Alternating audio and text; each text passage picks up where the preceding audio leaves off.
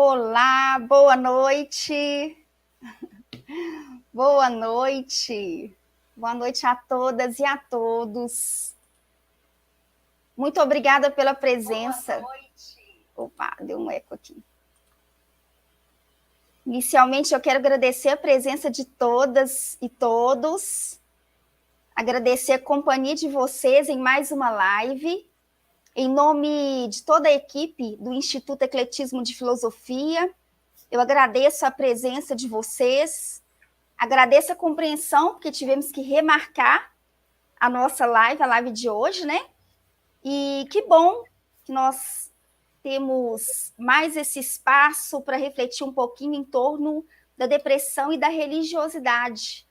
Para quem está chegando pela primeira vez no canal, eu gostaria de convidá-los a se inscrever no canal para não perder os outros conteúdos também, os outros conteúdos que nós iremos abordar. Deixe o seu nome aí do lado para a gente saber quem está participando conosco hoje. Sintam-se à vontade para perguntar, para comentar também, caso vocês queiram compartilhar alguma informação conosco, é sempre muito bem-vindo. A possibilidade da live é exatamente a gente fazer uma troca aqui de experiências e de ideias. Então, não se esqueçam de deixar o like e se inscrever no canal. Combinado, gente? Olha, eu agradeço imensamente, viu?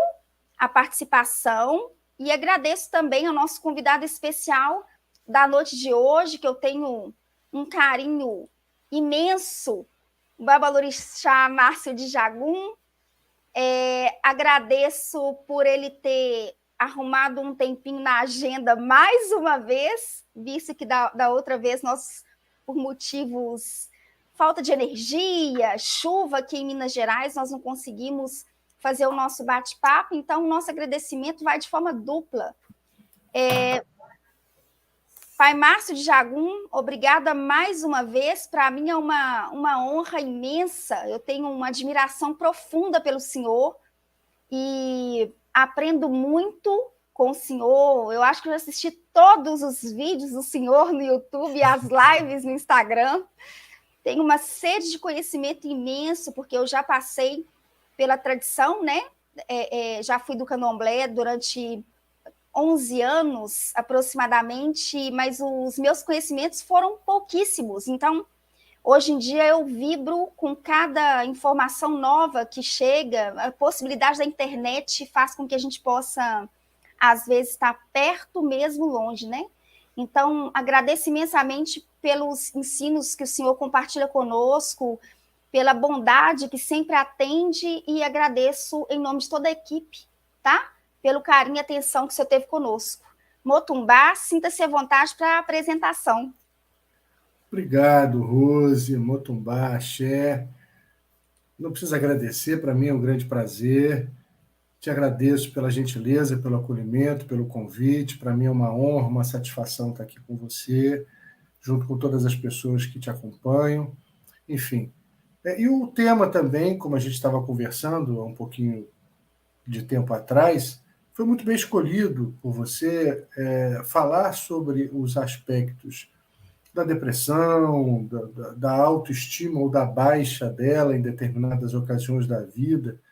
É sempre muito relevante. Nós vivemos numa sociedade bastante competitiva, numa sociedade hostil em vários aspectos, em que os climas, as relações estão muito acirradas e nós somos humanos. Nós temos um componente ou componentes emocionais que se afetam diretamente em função dessas energias, dessas irregularidades energéticas.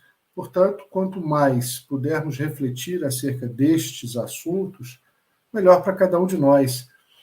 Penso que as religiões, que felizmente são várias, que felizmente são diversas, que felizmente atendem ou podem atender a variedade, a multiplicidade de gostos, de performances, de interesses de cada um, podem ser úteis também nesse aspecto. Então, quando a gente consegue concatenar espiritualidade e religiosidade, ou espiritualidade por si só, independentemente da religião ou de religiões, sempre será um caminho de esperança, um caminho de contentamento, um caminho de renovação.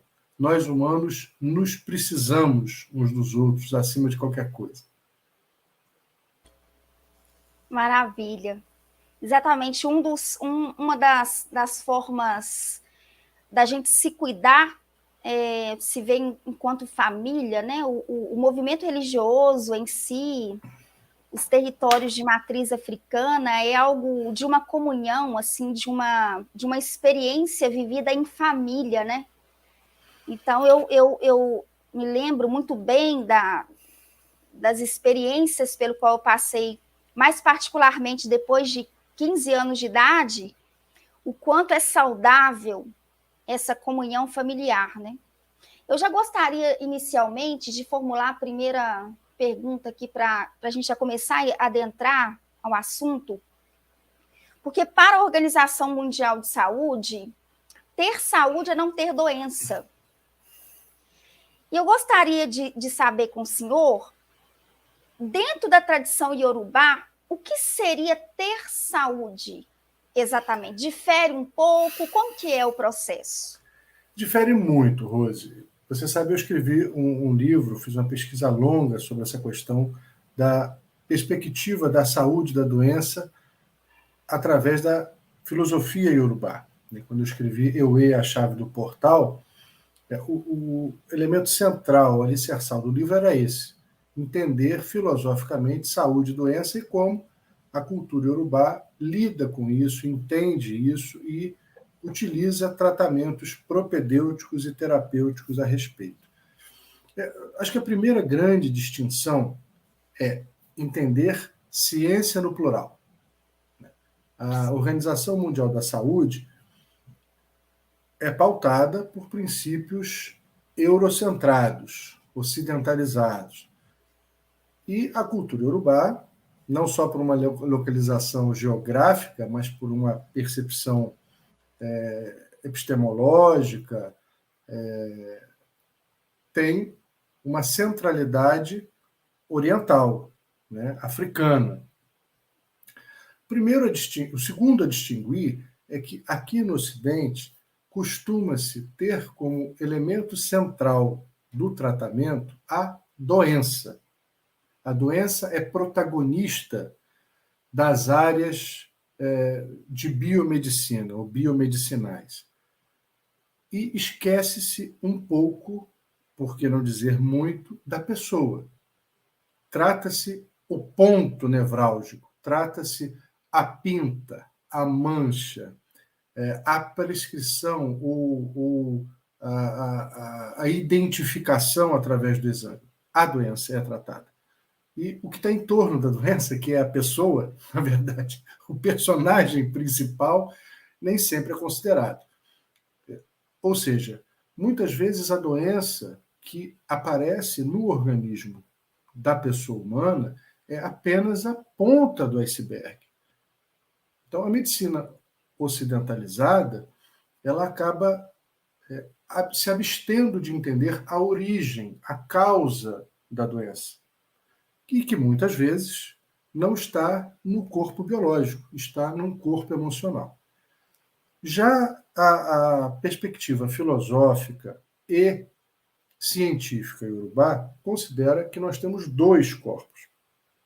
O corpo material, biológico, que eles chamam de ará, e um corpo emocional, um corpo afetivo, um corpo espiritual, energético, que eles chamam de Enikeji, a segunda pessoa, o segundo eu. Isso que a medicina ocidental e moderna começa a identificar como doenças psicossomáticas, talvez tenha uns 30, 40 anos, se não estou enganado, os iorubás já identificavam há mais de 6.000 anos a inter-relação entre um corpo emocional e partes de um corpo biológico, numa interação completa. Portanto, Os iorubás não consideram que a doença seja protagonista dos tratamentos, e sim a pessoa.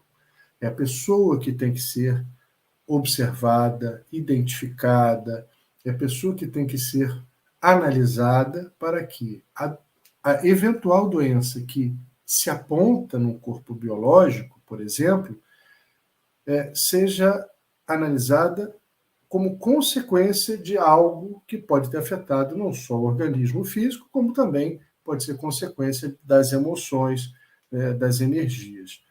Essa é uma perspectiva que muda completamente a relação. Completamente. A gente está falando de dois arcabouços científicos, dois arcabouços culturais completamente distintos. A partir daí, por exemplo, me desculpa se eu estou me estendendo muito, mas a partir daí, por exemplo, os iorubais estranham profundamente o fato de termos que ir aqui no Ocidente a um balcão de farmácia e comprarmos um remédio, como se este remédio pudesse surtir o mesmo efeito em corpos diferentes, pessoas diferentes, com idades diferentes, ancestralidades diferentes, energias diferentes, pesos diferentes, etnias diferentes. Óbvio que este mesmo remédio não produzirá o mesmo efeito. É porque é a doença que está sendo observada e a cura, entre aspas, é, imaginariamente contida num frasco, num comprimido. A pessoa é apagada, a pessoa é invisibilizada, a pessoa é desconsiderada num tratamento onde a perspectiva principal tem que ser o humano e as consequências que redundam, que reverberam neste corpo humano, não a doença como protagonista. Extraordinário. Extraordinário. Principalmente esse finalzinho aí faz um sentido assim absurdo. Como que o mesmo medicamento pode tratar as causas e raízes, né? Porque tem muita gente que pensa que o que vai curar, por exemplo, a depressão é a sertralina, o Rivotril, né? Pois é, eu Verdade. eu não sou médico, Uhum. não sou psiquiatra, obviamente, nem me arvoro, obviamente, inclusive por respeito a esses profissionais e essas ciências e pesquisas, obviamente, não me arvoro aqui a dizer se é importante ou desimportante. Mas eu entendo que, pelo que eu aprendi na cultura iorubá, é muito importante, eu diria fundamental, que a gente entenda as duas perspectivas do humano, a perspectiva emocional e a perspectiva física. Sim. Não raro, a pessoa vai ao médico ocidental e o médico identifica. Você está com a úlcera. Mas isso deve ser uma questão emocional, fazendo quase que pouco, né? Quase que desmerecendo a importância das emoções, a relevância dos efeitos das emoções no corpo físico. Sim. E continua tratando apenas o que Sim. o biológico diagnostica, e não a causa originária. Sim. Pois bem, então, como a gente falava dos tratamentos, há situações em que a depressão, que obviamente já constatado tanto na medicina oriental quanto ocidental, tem elementos biológicos, ela causou danos tão profundos ao organismo que sim é necessário uma compensação químico-biológica para que o organismo reaja de prontidão. Não que a medicina iorubá não tenha recursos para isso. Sim, os tem.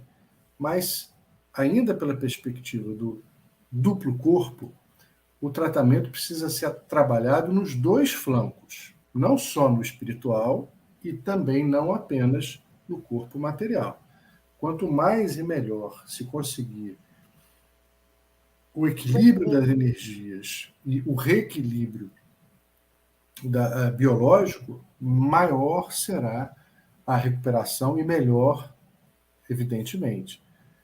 Não dá para a gente pensar qualquer tipo de reação a uma doença diagnosticada sem que a gente considere os dois corpos. Nós somos duais.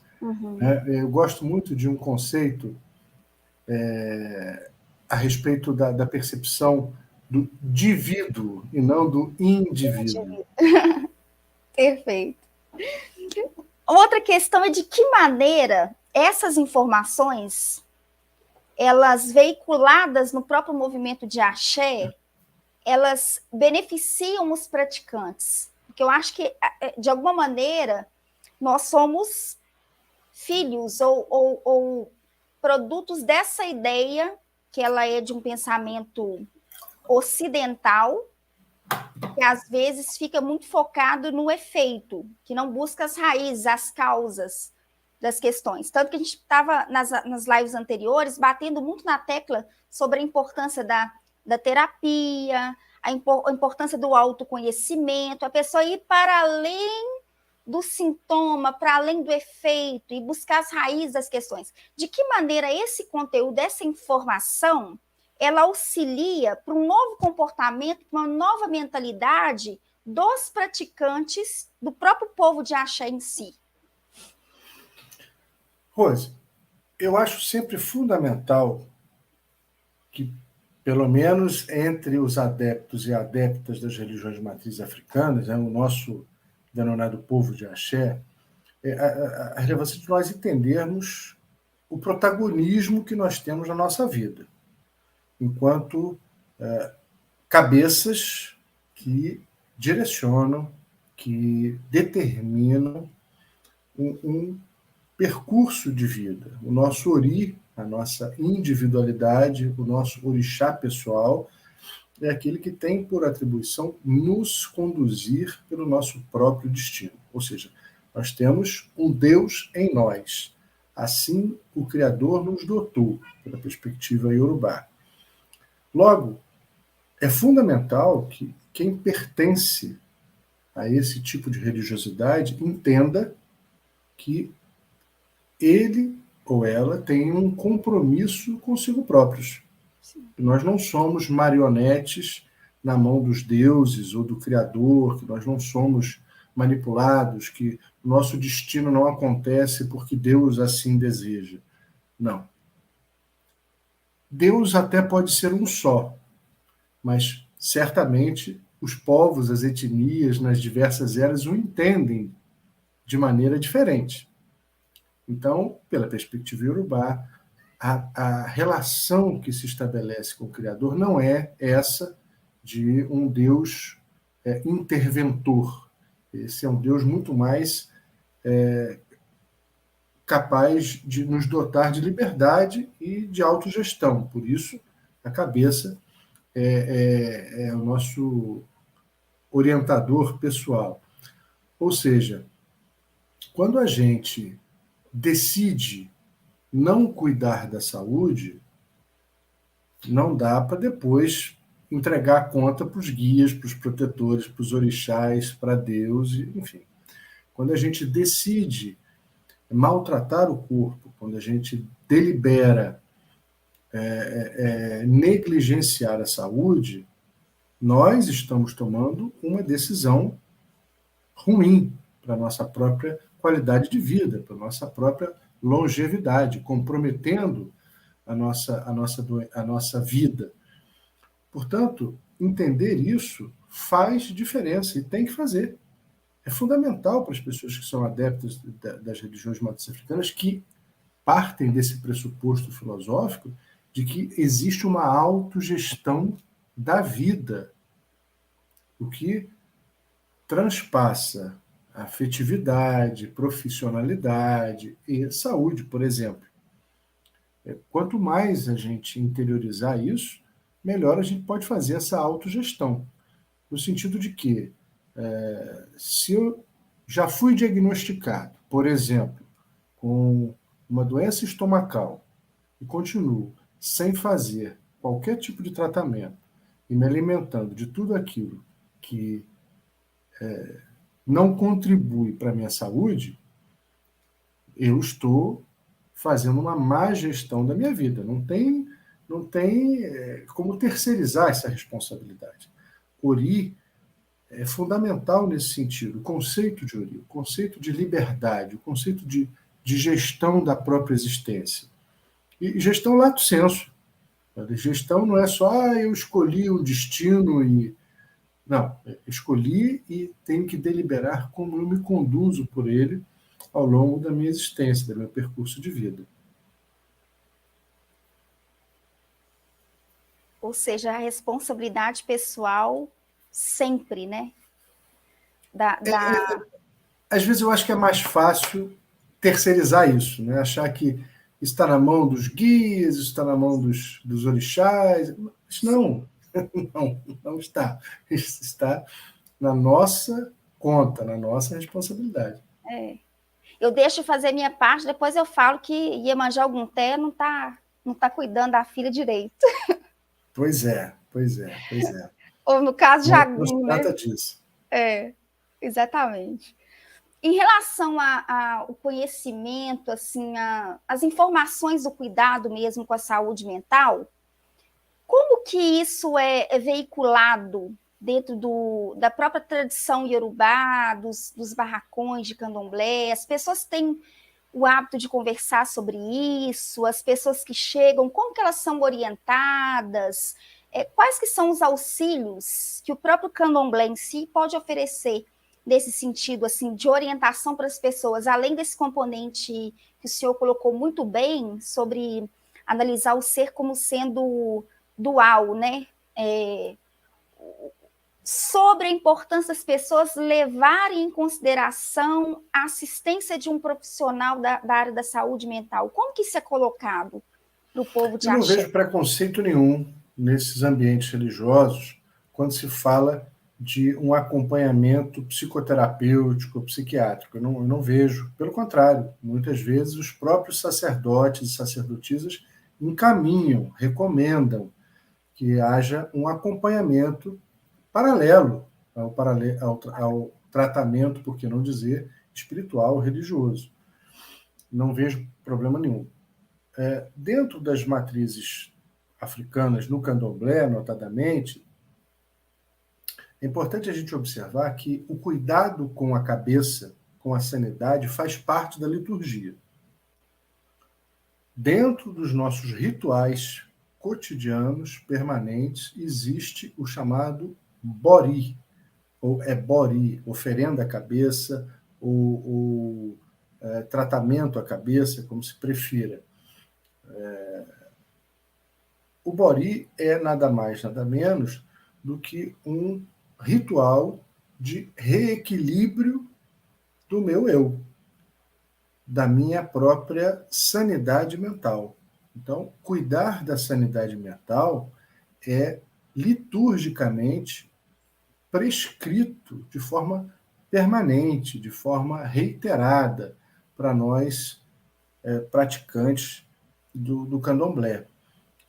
Portanto, entende-se que a cabeça, que esse orixá pessoal, que o Ori, é um grande intermediário entre o material e o imaterial, entre o físico e o metafísico. A sanidade, ela é deificada.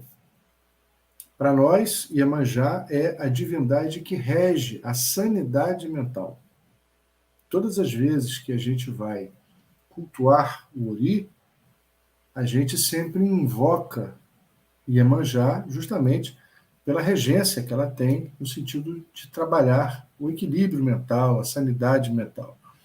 E além desse ritual que eu citei, o Bori, há metodologias cotidianas que são sugeridas dentro da nossa tradição religiosa para que a nossa cabeça seja sempre ouvida por nós mesmos. É interessante essa metáfora, conversar com a cabeça, aconselhar-se com a cabeça, decidir com a cabeça como será o nosso dia quando ele se inicia. Essa é uma oração interessantíssima, porque enquanto em muitas matrizes as orações, as rezas, as preces são exclusivamente direcionadas a um ente externo do candomblé, também existe também esse tipo de oração. Mas, nesse caso específico, o que se recomenda, logo ao amanhecer, é que nós façamos uma prece a nós mesmos. Que nós façamos uma conexão com o nosso próprio eu. Que nós tenhamos uma integração com a nossa cabeça, a nossa liberdade, o nosso direcionamento para a escolha daquelas 24 horas que se iniciam. Então eles dizem, se eu quero ter paz, eu assim decido com a minha cabeça. Se eu quero ter um dia feliz, eu assim decido com a minha cabeça. Se eu quero ter um dia produtivo, eu assim decido com a minha cabeça. Portanto, diariamente, a sanidade é convidada a participar das minhas escolhas. Há também outras questões importantes quando se trata deste assunto. Por exemplo, os iorubás propõem sempre que, além de ouvir a cabeça, nós possamos ouvir o nosso inu, o nosso interior, o nosso próprio organismo. Porque o organismo fala, o organismo revela. Quando nós dormimos mal, segundo eles, isso afeta a nossa sanidade.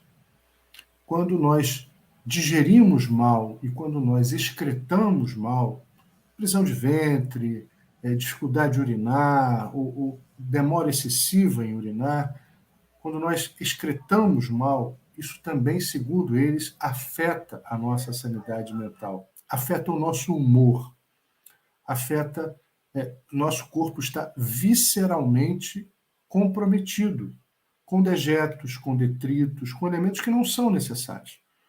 Portanto, é importante observar a integralidade desse eu. Eu não sou apenas a cabeça, mas a cabeça é parte do meu corpo. Portanto, o físico e o metafísico, novamente, precisam conversar. Literalmente, precisam se escutar. Precisam se observar. Essa autoobservação é também um chamamento à sanidade. Quando eu me percebo, quando eu me noto, quando eu me ouço. O organismo diz quando a gente está cansado. O organismo fala quando a gente está com fome. O organismo aponta quando nós precisamos beber água. Nós não precisamos necessariamente de uma terceira opinião para encontrarmos essas questões tão primitivas no melhor dos sentidos, porque são primeiras. Ou seja, nós precisamos aprender ou reaprender a escutar o próprio organismo, a ouvirmos a nós mesmos numa amplitude muito maior do que simplesmente a audição e a fala. Sim.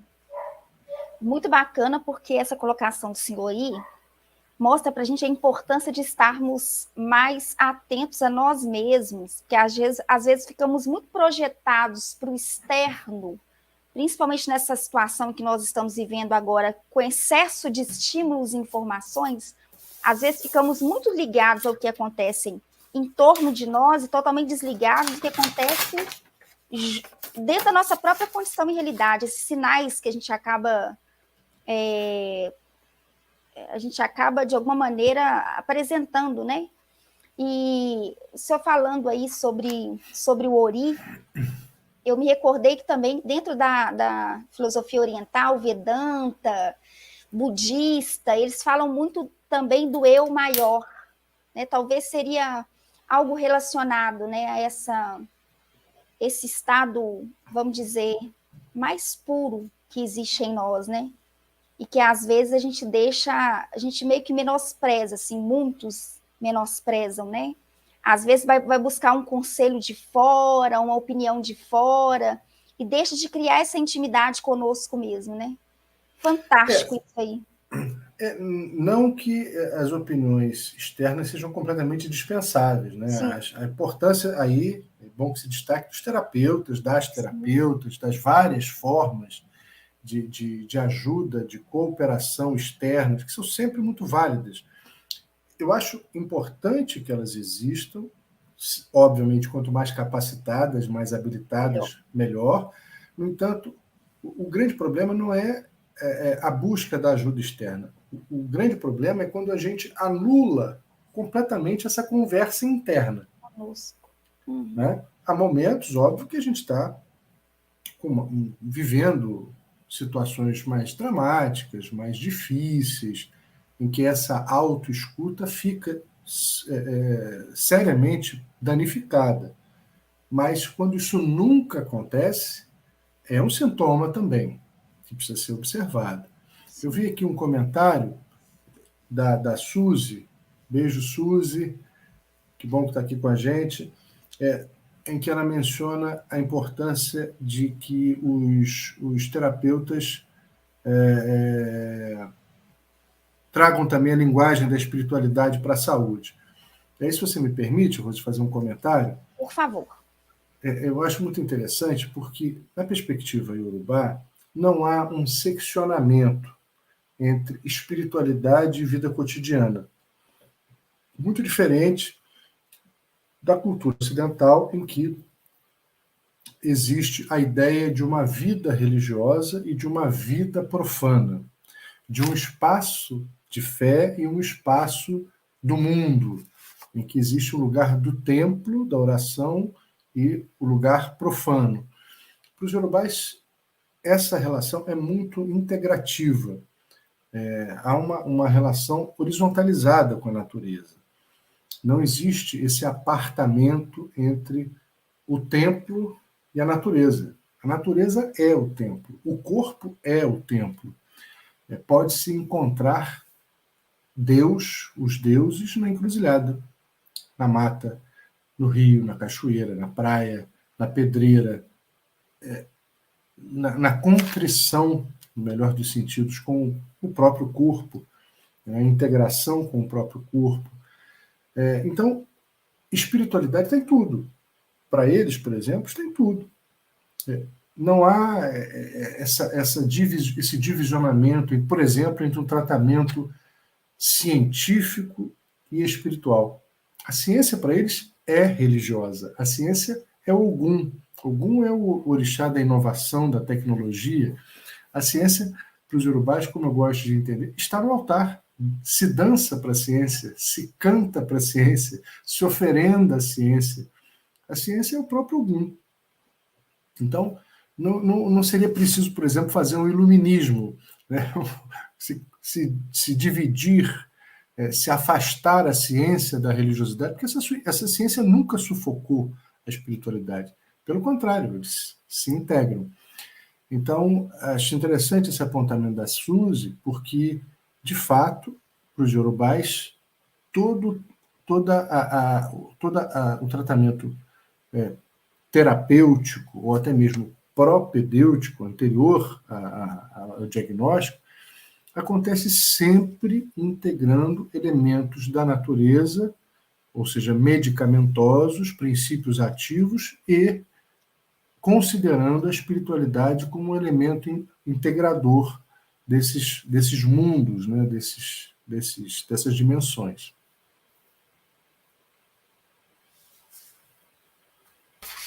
Perfeito. E aí já abre uma pergunta importante aqui, que já que o senhor fez essas colocações, né, de que está tudo integrado, então os ebós, as obrigações não substituem por completo esse posicionamento da ciência que vai oferecer para o indivíduo ali aquele componente, aquele recurso medicamentoso num quadro de depressão mais grave, né?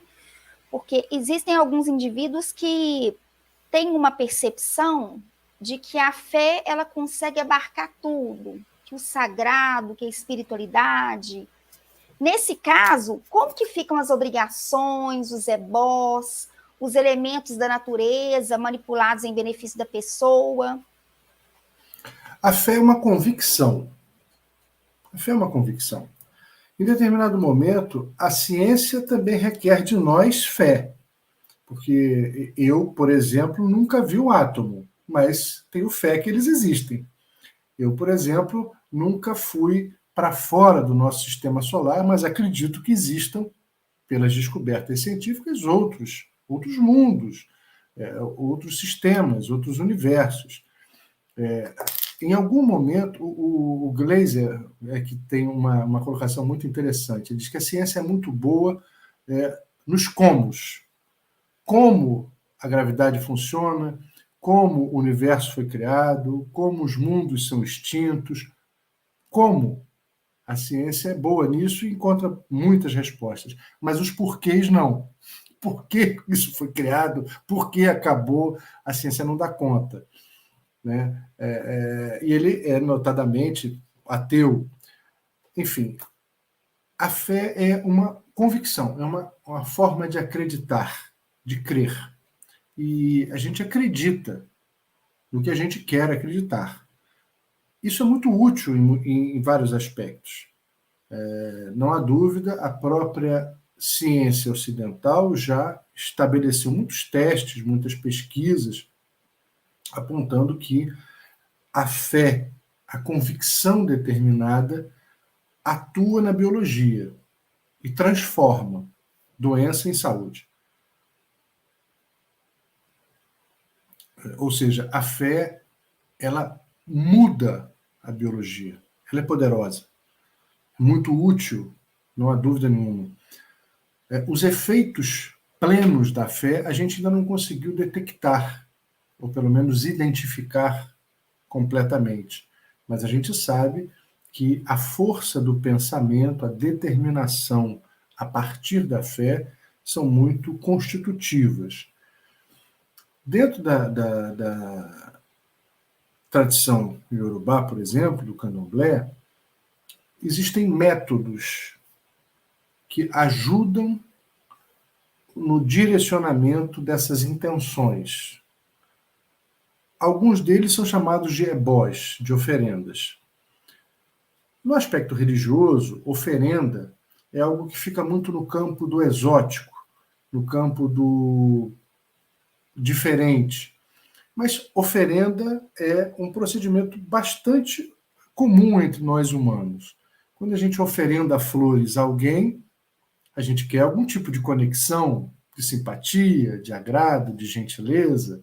Quando a gente oferenda um jantar, a gente quer agradar alguém, ou a gente quer reconciliar com alguém. Quando a gente faz um almoço de negócios, a gente quer oferendar algo com uma perspectiva de retorno comercial. Então, as oferendas acontecem, né? Presentes de Natal, não posso deixar de dar um presente. Para outros, eu acho que eu posso deixar de dar um presente. Enfim, são oferendas que acontecem no mundo ocidental, mas que não deixam de ter uma perspectiva de conexão, de interlocução, de relação mais íntima.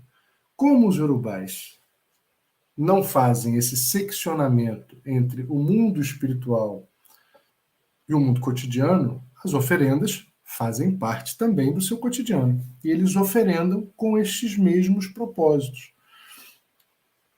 Inclusive, na intenção de se reconectarem à sua própria harmonia, ou de se harmonizarem com a natureza que está em torno deles. Afinal, o culto aos orixás nada mais é do que isso. A natureza que habita em mim sendo harmonizada com a natureza que está em torno de mim.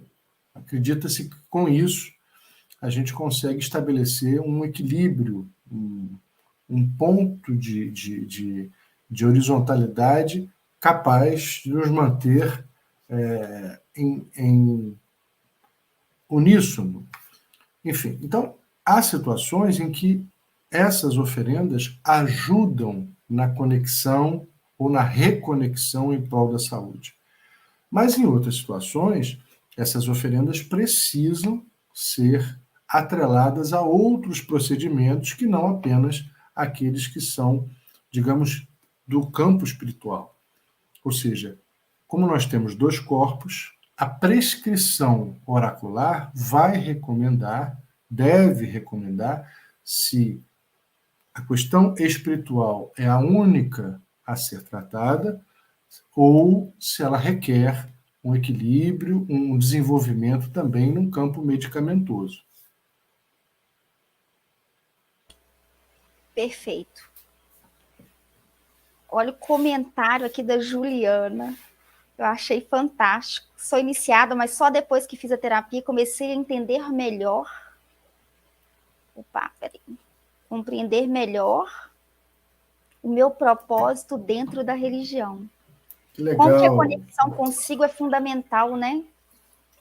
É muito importante. Legal, Juliana. Parabéns, fico feliz em saber. E às vezes, sabe, Juliana, sabe, Rose, isso que a Juliana conseguiu a partir da terapia, a gente consegue também dentro do terreiro, mas ao longo dos anos. Essa reconexão, esse propósito nosso com a ancestralidade ou dentro da religiosidade, nem sempre são tão superficiais, tão nítidos à superfície de um olhar. Às vezes a gente precisa de tempo mesmo, né? A nossa jornada dentro do candomblé, por exemplo, já que esse é o enfoque, né, da análise do tema a partir da religiosidade do candomblé, ele é ou pode ser observado a partir de fases. Há uma fase da iniciação, como o próprio nome sugere, primeiro contato. O primeiro contato envolve o quê? O conhecimento do nosso cotidiano, dos nossos fazeres, dos nossos praticares, dos nossos pensares, das nossas rezas, dos nossos métodos, do nosso protocolo de conduta. Essa é uma primeira fase. Numa segunda fase, além de entender e aprender a praticar tudo isso, a gente começa a também colocar em prática. Quem sabe já oficiando determinados ritos, nos entrosando com uma participação mais efetiva no auxílio, na análise, no fazimento de tudo isso. Então, desde a primeira fase, que foi a apresentação, a segunda é a participação. E talvez uma terceira fase possa ser exatamente a fase da reflexão, quando a gente começa a entender não só como se faz, mas por que se faz. É um percurso de amadurecimento. Né? Eu gosto de entender o candomblé como uma religião gerúndia, que vai acontecendo e que a gente vai praticando e aprendendo e refletindo de forma gerúndia, contínua. Ou seja, isso não tem fim.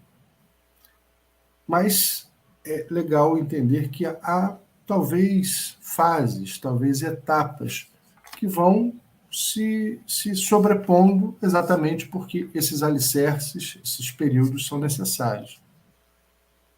Perfeito. Para além de entender sobre a história do próprio orixá, que se aprende muito no decorrer do tempo, a dedicação, uma das coisas que eu acho mais maravilhosa, assim, a dedicação, o amor que faz, né? O sagrado é celebrado, é dançado, aquilo surge uma alegria de dentro para fora, é uma coisa maravilhosa. Mas eu fico imaginando agora, ouvindo o senhor falar, que é um movimento para fora, no sentido, entre aspas, né? De conhecer toda a tradição, a ancestralidade, mas é um movimento para dentro também, né? Eu me recordo que em muitos momentos a própria tradição, a liturgia, faz com que o indivíduo se volte para dentro, né? É o recolhimento, é a camarinha, é o mergulhar em si, é uma reflexão profunda, né? Eu não sei se eu poderia chamar assim, o senhor pode me corrigir, a ética em si que propõe a filosofia iorubá, como que transforma a vida, né? Do praticante, de quem está entendendo ali a importância de cada componente daquele, né? Porque com o passar do tempo que vai se entendendo, né? Pois é, uma religião que admite um Deus em si, um Deus no corpo, como Ori, ela faz um movimento permanente desse dentro-fora. Sim. Nós somos pessoas individuais que compomos uma egbé, uma comunidade, portanto, um corpo coletivo. Nós ritualizamos deuses coletivos, que têm muitos filhos, como Ogum, Oxum, Iemanjá, mas também cultuamos de uma forma muito intimista esse Deus em nós. O ritual do Bori, em grande parte das tradições, ele é exatamente isso. Ele é silencioso, ele é intimista, ele é singular, ele é aconchegante, porque a gente está fazendo esse mergulho no nosso interior. Há quem diga que quando a gente faz essa oferenda à cabeça, a gente está renovando as escolhas que essa cabeça fez e que agora guarda no campo do inconsciente. Ou seja, a gente não está fazendo apenas um ato presente, a gente está fazendo uma visita ao passado, a um passado remoto, a um passado subconsciente. Isso é muito interessante, porque à medida cíclica em que no momento presente eu faço uma visita às escolhas do passado, eu também estou promovendo futuros. Né? Essa sincronicidade do tempo que a perspectiva iorubá nos oferece, ela é muito, muito curiosa, muito interessante e muito inovadora. Essa transgressão exúdica do tempo. Eu acho sempre legal a gente observar que quando a gente fala de humano, a gente precisa se sentir, enquanto elemento dessa espécie, parte da natureza. Nós olhamos, principalmente nós aqui nas cidades, né, nós que vivemos uma vida urbana, nós nos reparamos de uma forma muito apartada da natureza. A gente olha a chuva como um elemento incômodo, distante de nós. A gente olha o sol como algo que incomoda, ou que às vezes até agrada, mas é o sol, essa substantivação distante de um elemento natural, né? O mato, a praia, nós não nos sentimos parte desse todo. Ainda agora eu estava conversando com uma pessoa, numa análise oracular, e falávamos a respeito disso. Né? É curioso porque a chuva, por exemplo, quando cai, ela molha tudo que está em volta. Tudo se transforma com a chuva. Tudo se impacta com a chuva. A terra fica diferente. Os animais ficam diferentes, ficam molhados. As plantas ficam diferentes. Por que nós, humanos, não ficaríamos?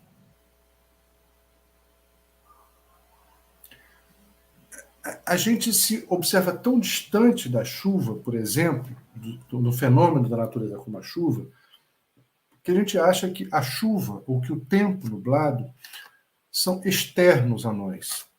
Mas a própria ciência ocidental já tem notado, apontado que em locais em que o ambiente é menos ensolarado, vamos citar Londres, por exemplo, onde chove mais, onde há menos sol, há uma tendência maior à depressão.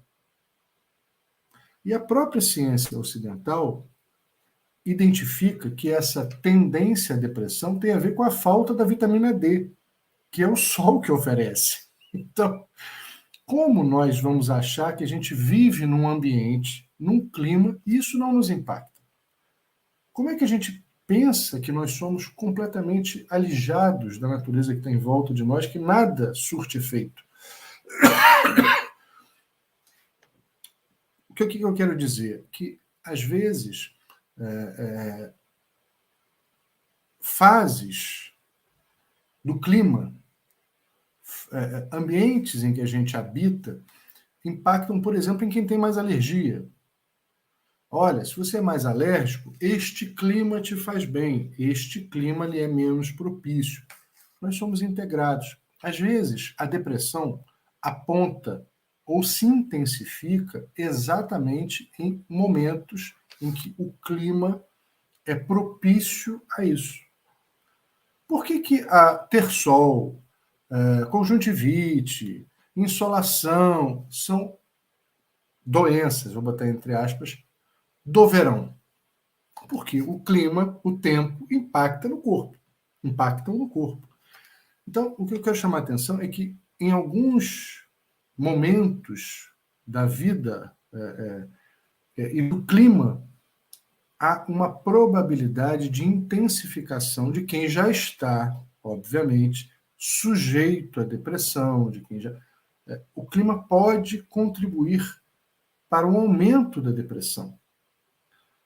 A falta da vitamina D, por exemplo, o recolhimento, por exemplo, a falta de integração com as outras pessoas, por exemplo, não só por aspectos sociais, mas também por aspectos biológicos, como a própria falta da vitamina D. Ou seja, a gente precisa entender que nós somos integrados à natureza. Essa integração também pode ser cura. A gente também pode buscar na natureza, nos elementos da natureza, princípios ativos, energias que podem nos restabelecer vibrações, energias capazes de nos ajudar em vários momentos. Eu acho muito importante nós, humanos, nos percebermos como partes integrantes da natureza, inclusive para preservá-la. Exatamente. O que os indígenas colocam de uma forma extraordinária, né? Da importância de se preservar algo que nós somos, né? A natureza em si. Pois é.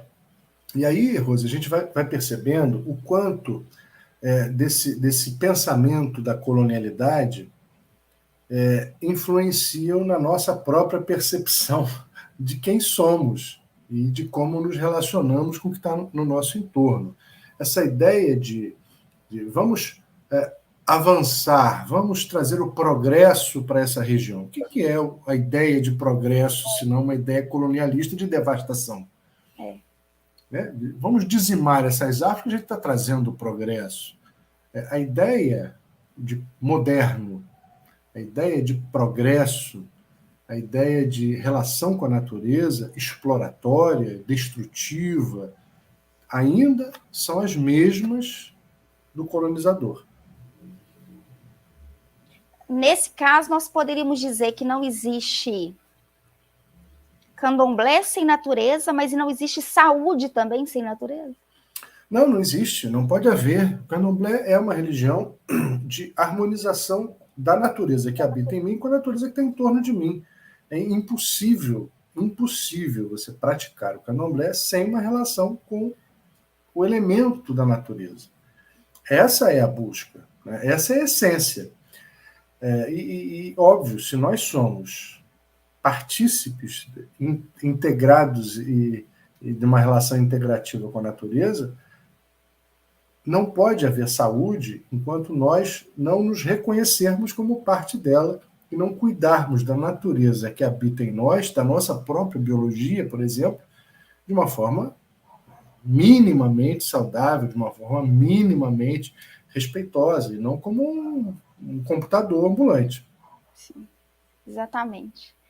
Como que o conhecimento da história do orixá, não dos orixás, né, mas cada indivíduo, do próprio orixá, e buscar conexão com essas características desse orixá, com aquilo que existe, assim, o que eles chamariam de arquétipo, não sei se eu poderia usar essa analogia, como que, eu sou de Iemanjá Ogunté, como que de alguma maneira eu posso utilizar as características desse orixá, conhecer a história desse orixá, me aproximar, isso de alguma maneira me ajudar no sentido dessa harmonia, dessa conexão, desse investimento de sanidade.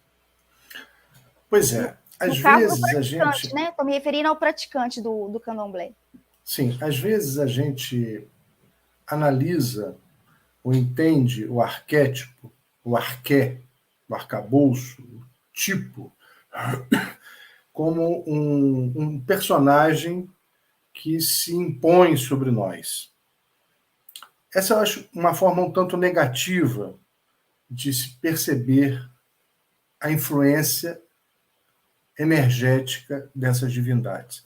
Eu gosto de entender o arquétipo como matéria-prima, como matéria-massa. Se você é de Iemanjá ou Gunté, a tua essência é tal qual a dela. A essência principal, primordial da sua biologia, da sua personalidade, são como a dela, de Iemanjá ou Gunté. O que significa dizer que você não é apenas o que ela é. Você tem a mesma matéria-prima, mas você aplica, molda, utiliza essa matéria-prima como você quer, não como ela quer. Novamente aí o conceito de Ori, da minha liberdade, da minha autonomia. E se não fosse assim, que mérito você teria? Se você fosse uma mera repetidora de atitudes, de comportamentos, quem seria você? Seria um apagamento completo da sua pessoa. Seria uma desconsideração das virtudes que você conseguir lograr. Então, essa arquetipização como uma carapuça, como um engessamento, para mim não faz muito sentido. E justamente daí a gente começa a entender a metodologia de ensino a partir do sistema da oralidade que os urubais ofereciam para nós. Por exemplo, com base nos contos, nos itãs, a gente começa a identificar pessoas como nós, com as mesmas matérias-massa, que cometeram, às vezes, uma série de deslizes, de descaminhos, de desmandos. Mas eu digo isso não é para você fazer igual. Eu digo isso é para você fazer diferente. Entende? Quando ludicamente eu identifico alguém de Omolu, que é o meu orixá, eu digo assim, olha, conheci um cara como você, parecido contigo, fisicamente, biologicamente, uma personalidade parecida com você. E olha, teve uma vez que ele fez isso, e quebrou a cara. Você não precisa fazer igual. Eu estou falando isso justamente por você ser igual a ele, para você poder fazer diferente. Essa é a ideia que o arquétipo pode nos trazer de forma mais equânime, de forma mais, digamos, simpática ao conceito de Ori. Senão, não faz sentido. Se nós entendemos que na cultura urubá escolhemos um percurso de vida, escolhemos um destino em prol da aquisição de virtudes, mas se eu me entendo engessado, completamente forminha de empada dentro de um conceito de arquétipo, que virtude eu terei? Senão, serei um mero reprodutor, repetidor de erros, de problemas, de desmandos do meu orixá.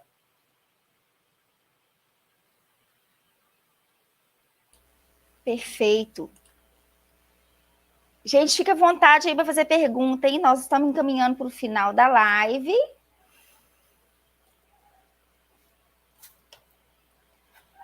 Mas ainda dá para pegar aqui uma...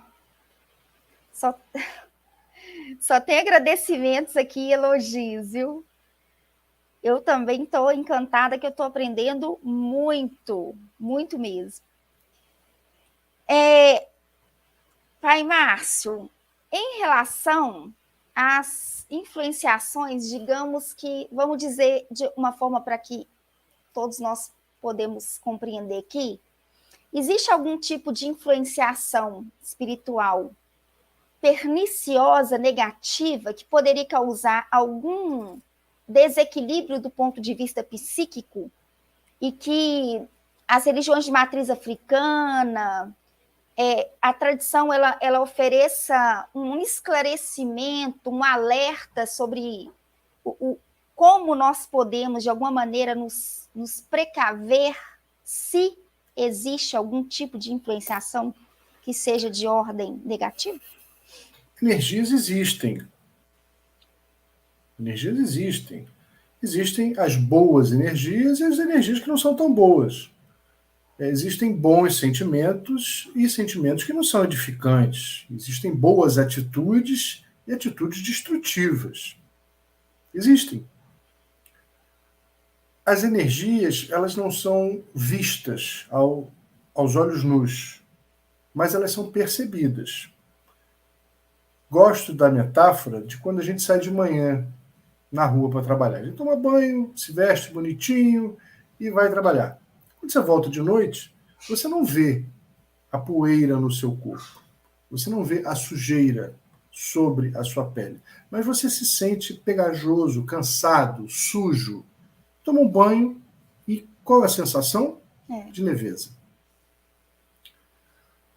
Guardadas as proporções, a energia, o contato com determinadas energias é mais ou menos como a poeira. Você não vê sobre a pele, mas sente o peso dela, sente os efeitos dela. E, por isso, da mesma sorte, é importante também uma limpeza, entre aspas, descarrego, um desapropriar disso. Se a gente mantém essa sujeira, a gente vai acumulando, aumentando e sentindo cada vez mais e gradativamente mais essa sensação ruim, negativa. Portanto, entender o fluxo das energias é entender a própria humanidade. Nós somos assim. Eu não vejo energias negativas sendo exaladas por vegetais. Eu não vejo animais desejarem o mal.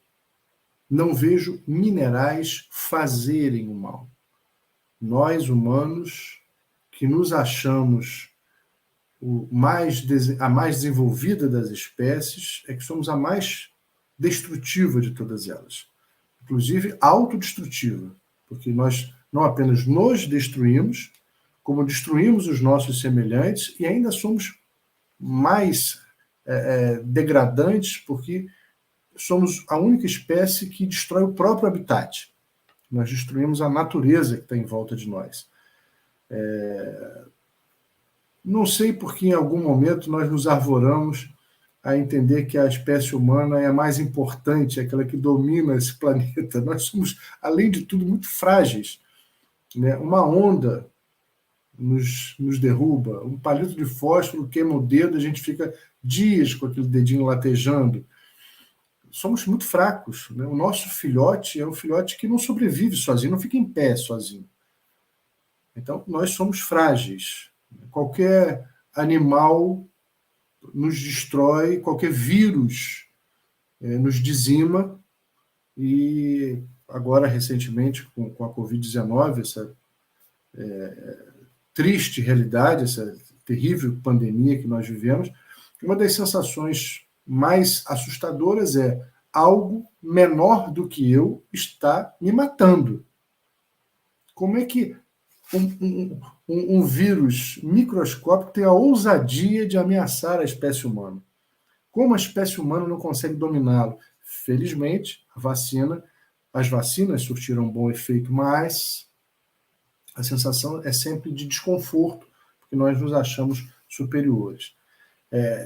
Entender isso tudo que eu estou citando aqui, é entender o tamanho da nossa responsabilidade.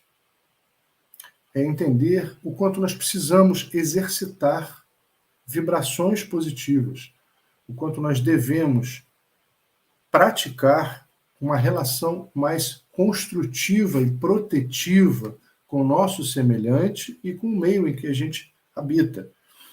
Muitas das doenças emocionais e biológicas que nos afetam têm a ver com a destruição que nós causamos ao nosso semelhante, que nós causamos ao nosso ambiente. A competição é um comportamento altamente doentio. Quanto mais a gente quer competir com o outro, mais a gente se torna ansioso, mais a gente se torna tenso, mais a gente se torna agressivo. Isso é destrutivo, isso adoece. Quanto mais a gente sedimenta, a gente edifica o nosso entorno, derrubando árvores a pretexto de um progresso, construindo de uma forma não integrativa com o meio ambiente, mais a gente cria desequilíbrio na natureza. Isso também adoece. Ou seja, não dá para imaginar que paz, que saúde, que bem-estar são comprimidos que a gente vai comprar na farmácia. Não são.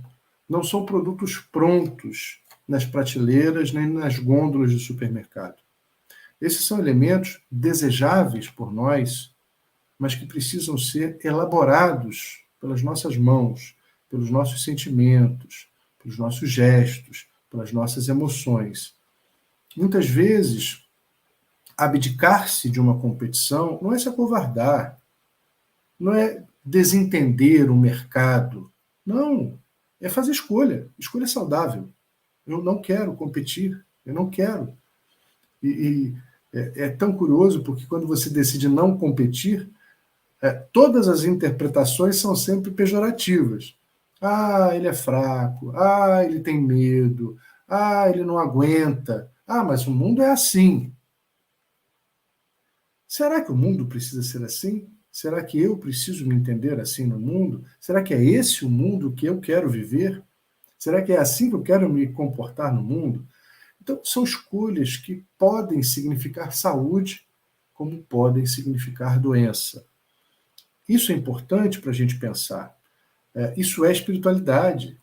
Isso é deliberação de Ori. Responsabilidade consigo e com o outro, né? A gente percebe que o clima que a gente vive, às vezes, de tensão, de desconforto, é resultado de equívocos. Às vezes, o entendimento da vida, igual você citou aí, a competitividade, né? Tem gente que não compreende uma felicidade que pode existir no outro e pode existir em si. A pessoa considera que a felicidade do outro é tirar o seu espaço, a sua própria felicidade, né? Ou seja, tem que mudar todo um comportamento, uma mentalidade. Né? Para os yorubais, a origem de todos os males é o egoísmo. E se a gente parar para pensar, é exatamente o egoísmo ou egocentrismo que, de certa maneira, estão presentes na inveja. Aí eu quero que, já que eu sou o mais importante, já que eu quero tudo para mim, você não pode ter mais do que eu. A competição também tem a ver com o egoísmo. Não? Você não pode ocupar o meu espaço, você não pode ser melhor do que eu, você não pode me vencer. Né? O ciúme, enfim, todos os males, de certa forma, estão, de acordo com a cultura iorubá, e eu creio nisso, associados ao egoísmo, ao egocentrismo. Em todas as vezes que a gente se percebe tendo sensações ou vibrações negativas, como algumas delas, e todas nós, todas nós, somos capazes de sentir isso. Somos humanos. Todos nós somos capazes de sentir inveja, dor de cotovelo, raiva. Né? Todos nós. A questão é, vamos conversar com Ori. Isso é um culto diário. Por que eu estou tão incomodado? Será que essa competição realmente precisa existir? Será que isso que fulano gostou, conseguiu, conquistou, que eu gostaria tanto, eu também não posso conseguir pelos meus próprios meios, sem que isso afete a conquista do outro? Será que eu realmente tenho que controlar o outro, as situações, as respostas, as perguntas, o que o outro está dizendo, são sensações que precisam ser refletidas por nós. Repito, somos humanos, somos capazes de sermos os vilões da novela das 8 ou os mocinhos. São escolhas. Como diz aqui a Juliana, o culto para Ori pode ser um alinhamento, sim, fundamental para tratar, para evitar a depressão e, muitas vezes, para sairmos dela. A centralidade, o reequilíbrio. Eu me lembro, há muitos anos atrás, uma prima minha teve o diagnóstico de câncer. E estava fazendo o tratamento, não parou de fazer o tratamento pela medicina ocidental, mas recorreu a nós para uma análise através do oráculo. E a recomendação do oráculo, a prescrição, era exatamente um bori. Para quê? Enquanto ela tratava biologicamente do corpo, o bori seria a prescrição para um reequilíbrio das emoções, da autoestima, da vontade de produzir saúde.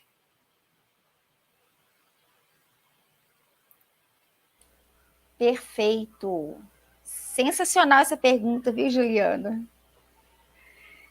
Gente, muita gente participando aqui. Nossa, que coisa linda, viu? Feliz demais com a presença de vocês, viu, gente? Obrigada pelas participações, pelos comentários. A querida Ana Vogel. Isso. Obrigado, Aninha. Um beijo para você. Obrigado pela presença. O Ori gera saúde mental, gera saúde emocional. E vejam, é uma usina que habita em nós. Nós não vamos buscar fora, longe, tá? Literalmente ao alcance das mãos. Lindo, lindo isso. Para finalizar, dá até dó de finalizar a live, né, gente? Mas nós precisamos finalizar, viu? Eu aprendi demais. Para finalizar, eu gostaria que o senhor falasse um pouquinho sobre a comunhão que se vive em um barracão de candomblé, em comunidade, em família, o quanto, principalmente quando a pessoa está naquele estágio de depressão, onde o outro incomoda, onde busca-se o isolamento. E aí eu fico imaginando aquela alegria compartilhada, o aprendizado, as vivências dentro do barracão em família, né? Que às vezes a pessoa ali fica dias convivendo, o quanto que isso é saudável, né? No sentido de saúde em todos os aspectos, no sentido do quanto que a gente aprende com o outro. Eu queria que você falasse um pouquinho para quem desconhece a realidade dessa tradição tão linda, para entender um pouquinho sobre a tradição. O candomblé é uma religião muito interessante. Ele parte do pressuposto de que existe um corpo individual e um corpo coletivo, além de cada um de nós, de cada pessoa humana ter um corpo biológico e um corpo emocional. Nós, pessoas humanas, pessoas de adeptos e de adeptas, compomos, de certa forma, um corpo coletivo, uma egbé, uma comunidade. A comunidade toda, por exemplo, o corpo coletivo entra em resguardo em determinadas ocasiões. Todo o corpo coletivo, todos os corpos das pessoas que compõem essa comunidade. Todos os corpos têm que tomar banho, se lavar quando entram no ambiente de terreiro. Todos os corpos devem vestir determinados trajes, por exemplo, a roupa branca, às sextas-feiras ou durante determinadas funções. Então, há uma compreensão de que um corpo coletivo é integrado pelas pessoas. Essa relação é uma relação com uma família, que muitas vezes requer de nós também exercícios profundos de paciência, de resignação, de desdobramento do eu, de reflexão, mas também de solidariedade, de apoio, de de ajuda desses vários membros que integram a comunidade através de um processo de autossustentação. É um braço segurando o outro, é uma perna andando para que a outra ande também, é uma coluna que sustenta um tórax, enfim. É uma relação muito interessante, nem sempre fácil, mas extremamente pedagógica. Eu penso assim, extremamente pedagógica. Vou lhe dizer, se queres aprender a ser gente, não que as outras religiões não permitam isso, não ofereçam isso, óbvio que não, mas candomblé é um intensivão, porque a gente vive, convive muito perto das outras pessoas. A gente convive com uma integração muito intensa. Ninguém é chamado de pai, de mãe, de irmão, de uma forma aleatória. Isso impacta, isso gera sensações, sentimentos, isso gera uma relação muito profunda entre esses membros da comunidade. Durante os nossos processos litúrgicos, a comunidade participa de uma forma muito intensa, né? Suando, chorando, rindo, trabalhando. Então, é tudo muito coletivista. O candomblé é um exercício muito grande de coletividade. Por isso, nem sempre é simples, mas, como disse, é muito pedagógico. E a metodologia dos Yorubais, ela propõe exatamente isso. Afinal, nós procuramos, dentro do nosso percurso existencial, a aquisição de virtudes, como a bondade, como a caridade, como a disciplina.